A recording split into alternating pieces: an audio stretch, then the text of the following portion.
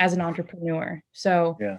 uh, I'm Samoan, but I want to say 80% of my class is Tongan.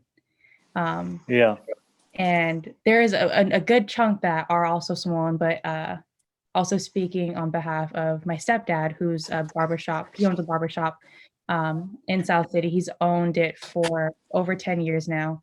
And he was one of the first Samoan owned businesses in the Bay Area. And most of his clientele wasn't even Samoan. So it's difficult, and I don't know what is broken in our culture that leads us not to support each other as much as we can when it comes to businesses. And I don't know if Mhm. it's just the mentality of, oh, you're my family, I should get a discount, or if it, um, Should be free. yeah. So that's just something that, my stepdad and I have talked about a lot too, is just um, me being a young entrepreneur, just to kind of prepare myself for people that support you and people that don't support you. Hmm. Yeah. Yeah, so I want to go into that. Since we're on this topic, I want people to know about your business. I want people to. I know you kind of went over a little bit, but I kind of just want to have you talk about your business, why you started it. Also, I know there's a lot of people out there that want to start a business. I would love for you to share your entrepreneur journey. Mhm. What we're I'm starting that journey right now for myself, especially what I'm trying to do right now for my life. But I wanted to talk about, like, especially in the beginning. That's the hardest, right? The beginning when you first start out, to get the momentum going. So I know a lot of people, and a lot of Polynesians. I know that can be the one that want to make change, they want to start a business, and I want to empower them to start their business, to work Mhm. towards their goals and dreams. Because I always tell this to people: there's a different type of fulfillment when you do something you love, when you live a life you love, right? When you Totally. live, and I can't tell you how that feels until you experience it. Mhm. Of course, we all experience happiness, we all experience joy, but there's a different level of joy and fulfillment, happiness when you truly live a life that you create, that you love, that you're passionate about. When everything you do in your life is something you want to do. Mhm. So that's what I love about entrepreneurship and working towards your goals and dreams. And that's why I encourage anybody to do that, because from my own personal experience, everybody knows this, that when you work on a job, you have to push yourself. Mhm. Gotta go to work. Yeah. Gotta go to work.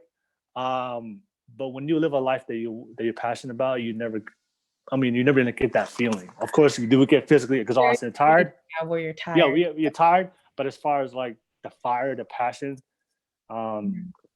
you don't have to find like external motivation to do what you do. It's all internal. Yeah. So I love that about you. So can you share that, your journey of starting your own business? You're starting the fitness is key. What gets you up in the morning? What's that fire, and what you love about making a difference? I feel like a lot of people need to hear that. And then of course I'm gonna definitely post the information about your business on the bottom of this YouTube channel, Okay. so that way people can find out more about you. And I'll make sure you tag all your social media profiles so people can follow you. Definitely support and follow her. And also just let you guys know there is no discount, and there is no discount. You get the full price like everybody else. But Yeah. I'll let you talk about that. Yeah. Um, all right, yeah. So I still would consider myself pretty early on in my entrepreneurial journey. Um, Hmm.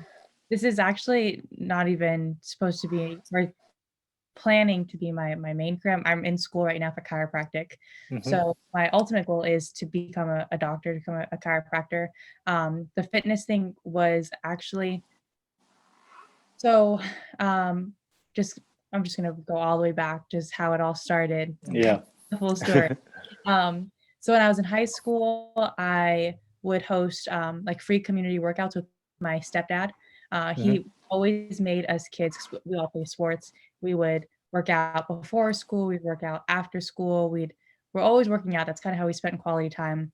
So it started off by like us inviting some of our teammates to come work out, some of our cousins, and then eventually we just wanted to host community workouts for mainly the Polynesian culture because we know that health is and fitness is something that we lack.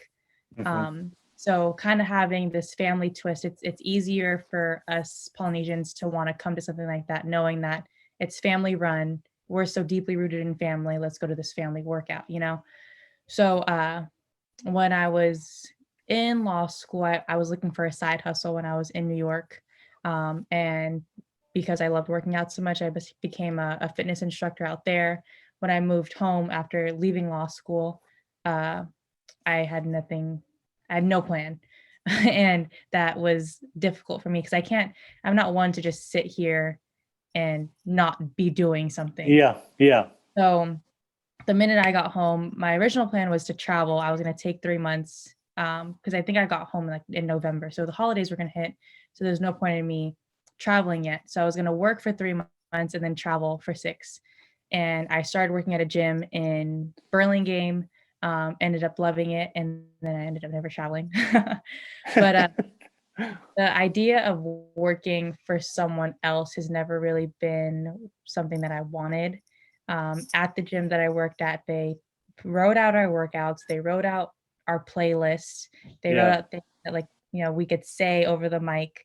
And I felt like it wasn't really, me. yeah. I also wasn't working with a an audience that I could connect to.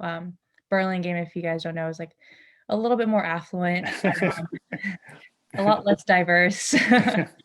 Well, yep, Um, yep. yeah, so I think one time there was this one guy that came in and it was because he was my uncle. Like no one ever came into the class that actually looked like me. So I started doing personal training on the side.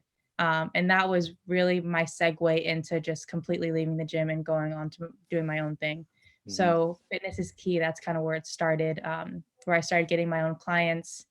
I had one friend that let me use his gym, which was like the size of like a closet. It was like a really small room, but it had equipment.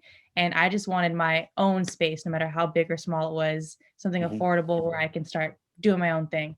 So that was where I started. I even would use, I have a friend that had an apartment gym and I would like sneak in and use her keys to try to train clients there.